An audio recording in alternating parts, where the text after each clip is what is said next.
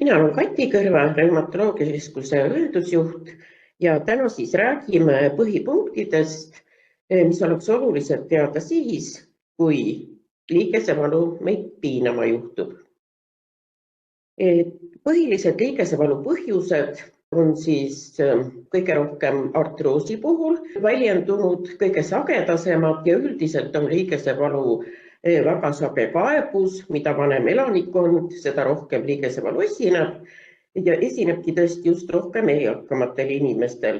Kõige sagedamini kipub valutama põlveliiges, järgnevad õla ja puusaliiges ja tegelikult võib liigesevalu esineda siis väga erinevates liigestes. Nagu sai ka juba mainitud, kõige sagedasem liigesevalu põhjus on artroos ehk siis liigeste kulumine. Ja kui rääkida veel teistest haigustest, mis põhjustavad rohkem liigesevalu, siis põletikulistest liigesehaigustest ja nendest siis kõige sagedamini võib välja tuua reumatoidartriidi ja podagra.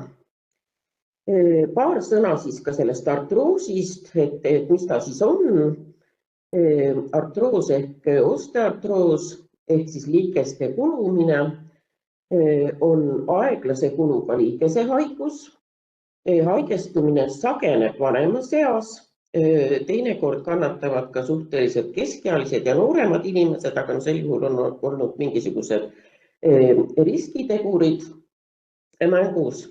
Haarab siis tõesti põlveliigeseid, puusaliigeseid, põhiliselt siis veel labakäsi ja labajalgu. Ja valu liigestes ongi siis tavaliselt arsti poole pöördumise põhjuseks. Artroosi valu iseloomustab see, et ta süveneb koormusel ja puhkamisel taas annab natukene järgi. Esineb stardivalu, mis tähendab seda, et kui inimene hakkab liigutama, on pikka aega olnud ühes positsioonis, ühes asendis, siis esialgne see liigutamine, liikumine, käimine ja asjade tegemine on natukene vaevaline. Veidike liigutades läheb paremaks. Hommikul on tüüpiline see, et ka tõesti kohe liikuma ei saa. Tundub, et liigesed on kanged ja õnneks on see, et artroosi puhul see hommikune kangus tõesti ei kesta kauem kui pool tundi, tavaliselt isegi mitte nii kaua ja oleneb see tõesti sellest liigutamise aktiivsusest, millega siis inimene nagu tegeleb hommikul. Võib ka olla see, et kui me paneme kulunud liigese peale käe ja liigutame liigest, siis me kuuleme või tunneme niisugust raginat käe all. Väljanägemiselt võib liiges muutuda nagu luuliselt suuremaks ja moonduda. Ma usun, et kõik te olete näinud vanematel inimestel labaga liigeste piirkonnas niisuguseid nagu sõlmekesi, niisugused tugevad, kõvad sõlmekesed. Ja mis on veel iseloomulik, on see, et külma ja niiske ilmaga kipuvad liigesed valutama rohkem, ehk siis põhiliselt siis kevadel ja suvel, kui on niiskust ja samal ajal ei ole ka veel väga soe. Siin lihtsalt informatsiooni mõttes üks niisugune pildike, kus te näete seda, vasakul pool on ilus terve liiges ja paremal pool te näete neid muudatusi, mis ei ilmu küll väga kiiresti, väga järsku, kohe praegu ja täna, ega ka homme mitte, aga vähehaaval see liiges hakkab nagu muunduma, hakkavad tekkima artroosi kulumise kahjustused. Ja siin on näha see, et nagu liigese kõhr ei ole enam päris terve, tekivad erinevad niisugused luukasvised, põlveliigesel võib tekkida siis tõesti ka meniski kahjustus ja kahjustada saab ka liigest ümbritsev kapsel, lisaks võib ta ka nagu natukene, kuidas seda nüüd öelda, minna pingesse suuremaks ja jätta niisugust muljet, et liiges on nagu paistes. Siin ongi nüüd pilt selle kohta, missugune see labakäe liigeste artroos välja näeb, siis vasakul pilt, eks ole, käsi, kus te näetegi tõesti selle pöidla põhiliigese, on näha niisugune niisugune väljaulatuv osa muutub isegi, nagu võib öelda, kandiliseks labake osa ja siis need osteoartrootilised muudatused, eks ole, liigestes. Ja siis tõesti seesama pilt röntgeni ülesvõttel, kus on ka selgelt näha, et on tekkinud liigestes niisugused lausa luulised muudatused ja ilmselge on see, et selle aja jooksul, kui niisugune pilt on kujunenud, on esinenud valu ja tekkinud on ka niisugused luulised muudatused, väga raske võib olla teatud asju, teatud toiminguid sooritada, ehk siis tõesti nagu tegevusi teha ja see võib ka põhjustada veel suuremat valu. Et kus siis veel võiks esineda seda artroosi, ehk siis liigese kulumist, mis põhjustab sageli valusid. Tihtipeale on ta kaelas, labakätel, ma juba näitasin seda pilti, pöidla põhiliigeses, puusaliigestes, alaseljas kuluvad ka lülisamba liigesed liikudes, põlveliigesed ja suure varba põhiliiges. Et mis on siis need riskifaktorid, mis nagu seda liigeste kulumist soodustavad?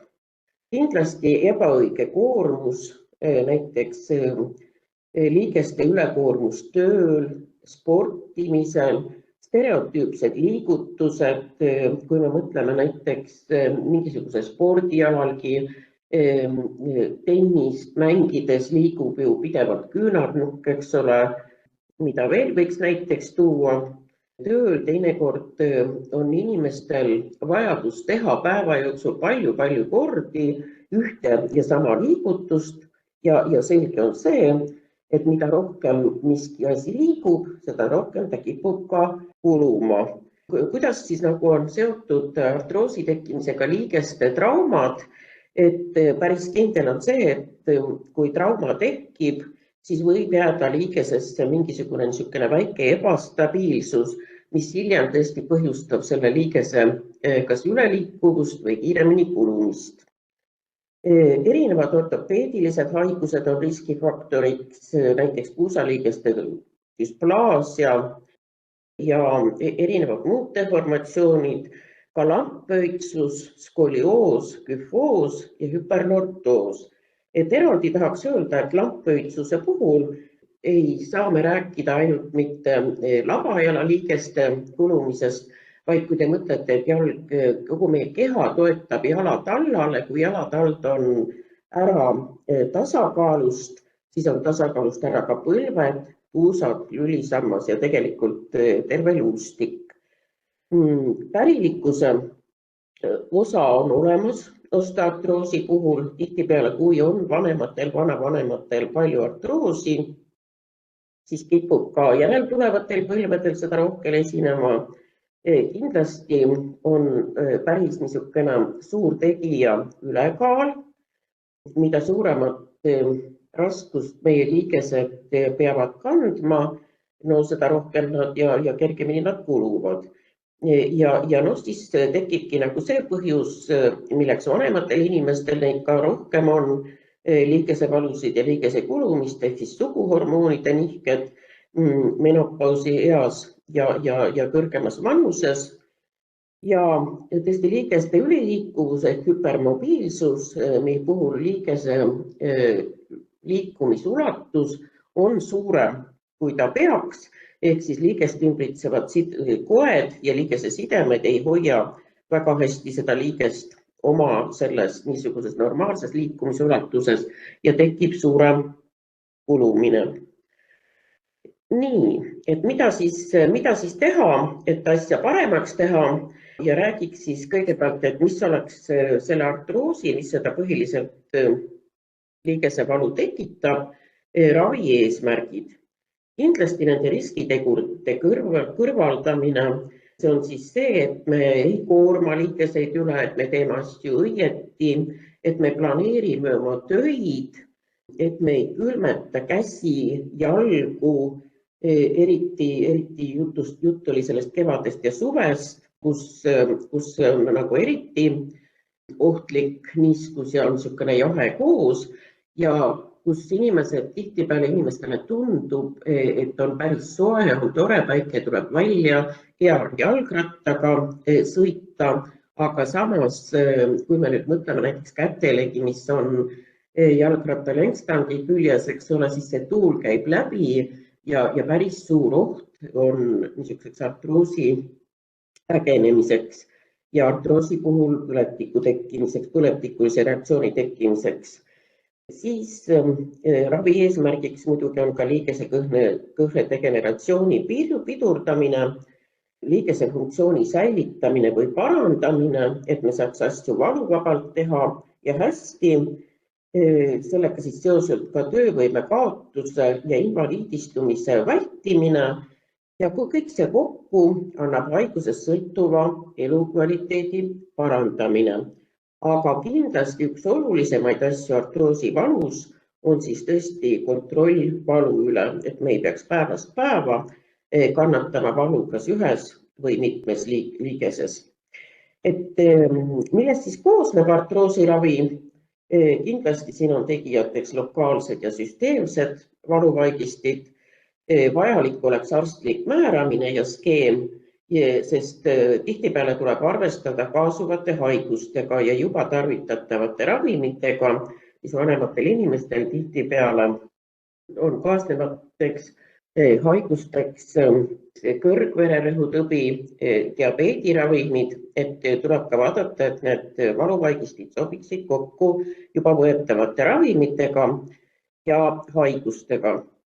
Kindlasti taastusravi on üks tähtsamaid asju, on ju ka tervel inimesel see, et kui inimene liigub rohkem, siis ta on kauem terve, ta on kauem teovõimeline, aga ka liigeste ja kogu meie toese hoidmiseks võimalikult pikalt nagu töövõimelisena on taastusravi väga oluline. Tegevusteraapia siis sisaldab niisugust liigeste õiget kasutamist, ülekoormuse vältimist ja erinevaid abivahendeid, mida me saame kasutada, mis on ergonoomilised ja mis aitavad meie liigestel kauem vastu pidada ja tervena säilida. Kindlasti ka sooja ja külmaravi, teatud juhtudel aitab ka elektriravi, selle muidugi soovitab ja määrab arst. Kui me nüüd räägime valust, et mis see valu on, siis valu ilmselgelt on ju meie kõigi jaoks ebameeldiv tunne, emotsionaalne kogemus, mis on tavaliselt seotud olemasoleva või võimaliku koekahjustusega. Samal ajal on ta organismi kaitsemehhanism, mis käivitub siis, kui kudedes on tekkinud mingi kahjustus, ehk siis annab ta signaali sellest, et meid ähvardab mingi oht. Ehk siis mingil moel on valu ka organismi säilitamiseks positiivne nähtus, mis sunnib meid mobiliseerima kaitsejõude valu ja ähvardava ohu kõrvaldamiseks. Ehk annab meile teada, et midagi on valesti ja suunab meid abi otsima. Et kui me räägime valuravi eesmärkidest, siis tuleb kindlasti mõelda sellele, et päris nii see ei pruugi käia, et hetkega alustades valuravi oleme me kogu valust vaba, seda väga kiiresti. Et tegelikult me peame tähele panema seda, et see valuravi võib mõjuda aeglaselt, see progress on aeglane, aga tuleb tähele panna neid niisuguseid edusamme, ja nende üle rõõmu tunda, mis valuravi on tegelikult, mis suhtes ta on meid aidanud. Näiteks esialgu tuleks rõõmustada selle ülegi, et kui me saaksime öösel magada, ilma et valu meid ärataks ja piinaks. Järgmine suur edasiminek on see, et kui me parasjagu midagi ei tee, me oleme puhkeolukorras, siis meil kusagilt ei valuta ja siis see kõige suurem eesmärk on see, et me saaksime igapäevaselt ka tegutseda, nii teha omale vajalikke asju, vajalikke ja ka neid, mis meile meeldib teha, ilma et me seejuures peaksime muretsema valu pärast. Kui me nüüd räägime valuravimitest, siis selge on see, et pideva valu puhul on väga oluline just nimelt valuravi regulaarsus. See ei ole kindlasti nii, et võtame täna tableti, tundub, et natukene nagu aitab, homme ei võta, sest liiges ei valuta nii väga enam ja kolmandal päeval või paari päeva möödumisel tunneme taas sedasama liigese valu, mis paneb meid järeldama seda, et see valuravi nagu ei mõjuks, et äkki ei ole ravim õige, äkki peaks vahetama, äkki peaks doosi muutma. Tegelikkus on ikka nii, et kui see valu on meid häirinud juba, takistanud igapäevaelu tegemisi, siis peaks see valuravi olema tõesti regulaarne, ehk siis seda peaks võtma iga päev vastavalt skeemile ja mingisuguse kindla aja jooksul ehk kestusega. Näiteks tavaliselt on artroosivalu esmavalikuks paratsetamool, mis on 500 milligrammine, kokku siis 1000 milligrammi 3 korda päevas 2 nädala jooksul. Sealjuures siis tõesti seda doosi ei ole lubatud ületada ja kui valu püsib, siis tuleks ikkagi pöörduda perearsti poole, sest hea on teada, et meil on võimalik erinevaid ravimeid kombineerida, vahetada, aga kõige nagu turvalisem on seda, kui selle soovituse annaks arst. Tõesti ei pea ära ootama väljakannatamatut valu, et sel juhul on tõesti see oht, et ravimit hakatakse üle doseerima, et saavutada seda kiiremat toimet, et vabaneda valust. Ja olulisemad punktid siin tõesti see, et õige annus ja võimalus kombineerida ja õige kombineerimine. Et mis on see õige kombineerimine? Paratsetamooli võib kombineerida mõnede teiste ravimitega, näiteks ibuprofeen, ketoprofeen. Need on ravimid, mida me nimetame mittesteroidseteks põletikuvastastest ravimitest, aga kindlasti tuleb teada seda, et erinevaid mittesteroidseid põletikuvastaseid ravimeid mitte mingil juhul ei tohi kombineerida omavahel. Ehk me ei või võtta koos ibuprofeeni ja ketoprofeeni või ketoprofeeni ja diklofenaki. Ja mis on oluline? Oluline on see, et me usume selle ravimi toimesse, et see ravim aitab ja kui ei saavuta toimet mingisuguse aja jooksul, valu ei vähene üldse, mitme päeva võtmisel tuleb uuesti abi otsida.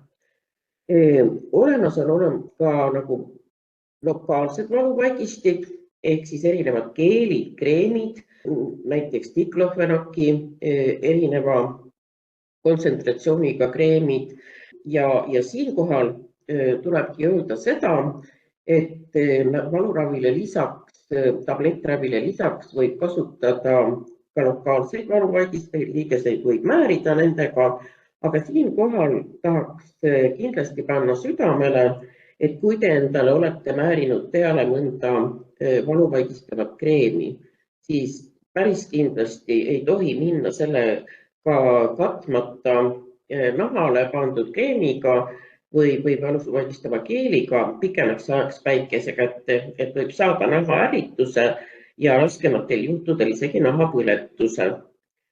Et miks vahel valuvaigistitesse suhtutakse väga ettevaatlikult on hea, aga teinekord on ka see, et mitte mingil juhul hoolimata valust neid võtta ei taheta. Öeldakse, et on kõrvaltoimed, võime jääda sõltuvusse sellesse ja tahetakse nagu ise üle saada, lastakse valu väga kõrgele, väga suureks. Kui me räägime ravimite kõrvaltoimetest, neid tuleb jälgida, neid ei ole kõigil, enamusel mitte. Aga kui me nüüd mõtleme sellele, et kui me pidevalt kannatame valu, et mis on valu kõrvaltoimed? Päris kindlasti unetus, me ei saa magada, ärkame öösel ülesse korduvalt, hommikul oleme väsinud, ei suuda keskenduda, mis tekitab omakorda masendust, halba meeleolu, ärevust, et mis siis nüüd toimub, et ma ennast nii halvasti tunnen, kuni paanikahoogudeni välja. See kindlasti häirib valu tegelemist oma harrastustega, häirib liikumist kui ikkagi väga põlved valutavad, labajalad valutavad, kruusad, ükskõik tegelikult, kus on mingi valu, siis väga ei taheta liikuda, sellega meie füüsiline vorm nõrgeneb, tekib pettumus, kaob usk iseendasse, ei tahagi nagu kusagile minna, inimene isoleerub teistest, perekondlikud probleemid, muutunud söögiisu, olenevalt kas siis stressi, see on nagu inimestel erinev, osad stressi tingimustes ja ka valu puhul söövad rohkem, et tunda rahulolu, teised ei taha üldse süüa ja selle kõigega langeb ka meie töövõime ja elukvaliteet. Kui nüüd rääkida valuravist, siis kindlasti ainsaks ja põhiliseks võimaluseks ei ole ravimite tarvitamine. Kõige oluline on liikumisravi. Tõesti, et me liigume ka siis, kui tegelikult see valu on tunda. Siin tekib inimestel alati see küsimus, et kui palju liikuda ja kui valus võib olla, et ma veel võiksin liikuda. Tegelikkuses on see, et liiges peab liikuma selleks, et oleks hea verevarustus, et kõik meie poed, liigesed normaalselt funktsioneeriksid ja mis siis põhiliselt sobib ikkagi nagu käimine, sobib ka ujumine, sobib rattasõit, kes on sellega harjunud seda tegema ja valu puhul ütleks ma nii, et lihtsalt nagu see käimise ja liikumise intensiivsus, see peab tulema nagu inimese seest. Et kui ma muidu käin 2 kilomeetrit võib-olla päevas või 3 korda nädalas, eks ole, et siis kui on väga suur valu, ma lihtsalt lühendan natukene seda teekonda. Päris kindel on see, et ei pea käima või liikuma nii, et lausa juba pisarad silmist voolama. Kui liiges on väga valus, siis tuleb seda koormust mitte nagu vähendada natukene, aga liikuma ikkagi nagu peab. Kui nüüd oletame, et liiges on nii valus, et ei saagi liigutada, siis saab seda liigest liigutada teise käe abil. Siis kindlasti saame me korrigeerida oma asendit, magades, ka istudes, mis asendis, missugused tugipadjad aitaksid meil seda valu tekkimist vähendada. Tõesti see keskkond, temperatuur, erinevad abivahendid, et koormust vähendada, see kõik on tegelikult meie kätes igapäevaelus võimalik, et oma valu vähendada. Kui on ikkagi juhtunud see, et tunnete, et vaimse tervisele hakkab see valu on kestnud pikalt, siis tulebki otsida mõne hea vaimse tervise spetsialisti abi, on see siis vaimse tervise õde, mõni psühhoterapeut või ongi see tõesti mõni lähedane, kes ära kuulab ja on kõrvaltoeks.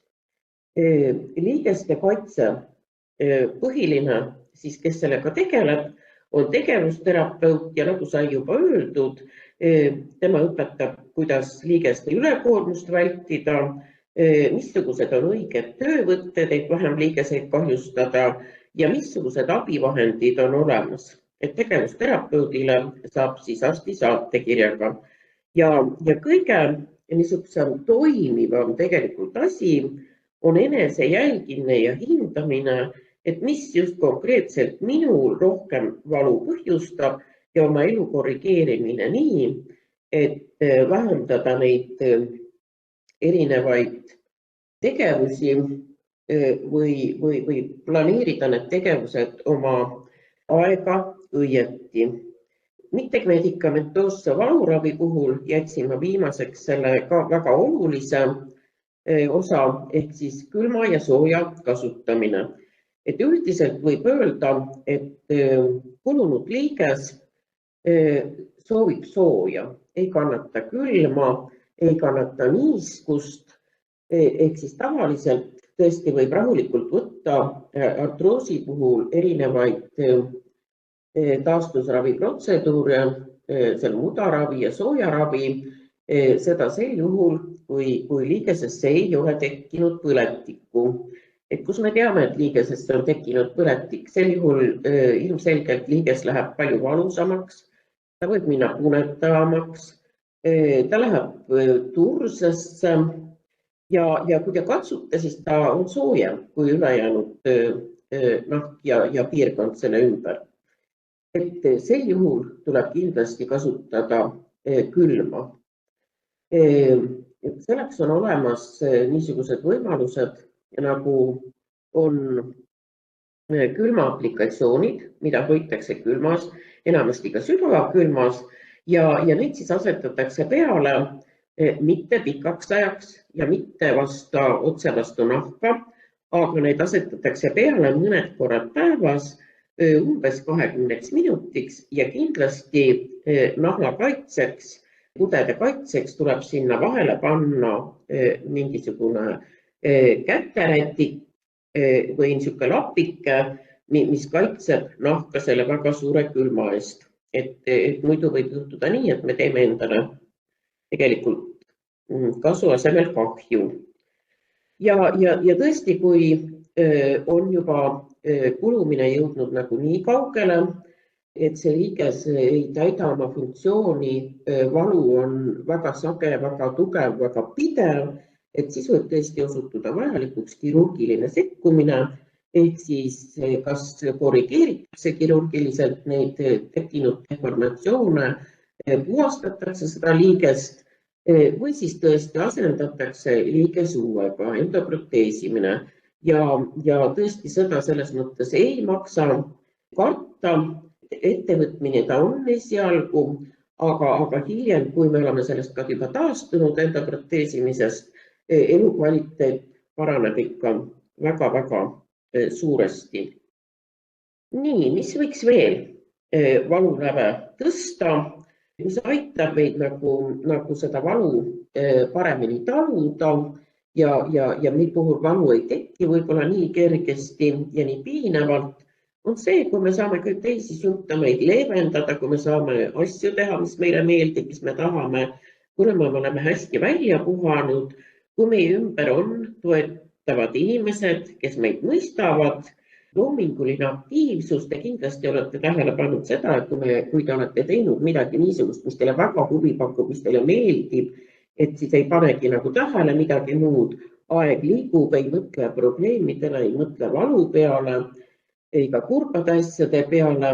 See, kui meil on võimalik lõõgastuda ja puhata vahepeal regulaarselt, kindlasti hea meeleolu. Ja siis kõige lõpus mainiksin ära siis need valuvaigistid ja vajadusel sinna juurde valuravile lisatakse ka mõned rahustavad preparaadid. Olemegi siis jõudnud sinnamaani, et võime oma tänase teema võtta kokku. Saime siis ikkagi teada seda, et artroos on väga sage liigesvalu põhjus. Artroos oli siis liigese kulumine. Artroosi ravib perearst. Reumatoloog ei saa väga palju rohkemat teha artroosi puhul, kui seda saab perearst. Artroosi ei saa kahjuks küll välja ravida, aga ravida saab sümptomeid leevendada, valu vähendada. Kindlasti kasutaks ka võimalust siinkohal öelda, et erinevad toidulisandid, mida välja reklaamitakse, ei ole imeravi.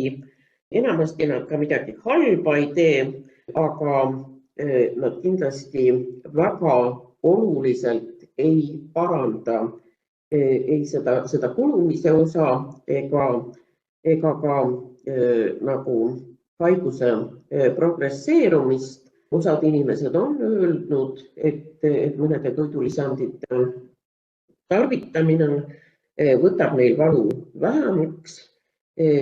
Seda ei saa keelata, kui inimene ennast hästi tunneb, siis ta on näidustatud, aga keegi ei oska seda ennustada, kellele mõni niisugune toidulisand mõjub hästi ja kellele ta tegelikult tulemust ei anna. Et seal on taas see enese jälgimise küsimus. Ja kindlasti tahaks rõhutada seda, et artroosihaige vajab kindlasti liikumist, füüsilise vormi hoidmist, taastusravi rohkem kui tablette, erinevaid süste ja kirurgilist sekkumist.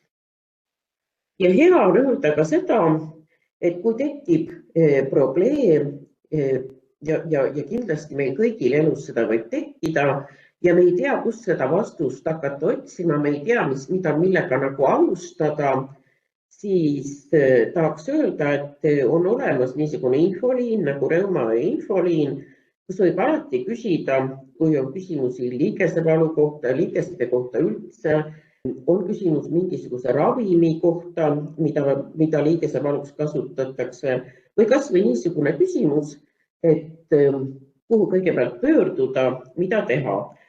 Siin te näete seda numbrit ja infoliin töötab kõikidel tööpäevadel kella 11-st 3-ni. Ütlen küll siinkohal ära, et kui te helistate ja kohe ei saa vastata teile reumaõde, siis teile helistatakse esimesel võimalusel tagasi. Kasutage seda võimalust. Ja aitäh teile kuulamast. Panin ka teile välja siia niisuguse asja, nagu on Reuma-Abiks, kus saab mitmete reumaatiliste haiguste kohta informatsiooni, kus see on väga kergelt ja selgelt ja lihtsalt välja toodud. Ja kui te lööte interneti sisse Reuma-Abiks, siis te leiate ta PDF-i kujul täismahus ja leiate sealt ka informatsiooni liigesevalu kohta. Aitäh teile!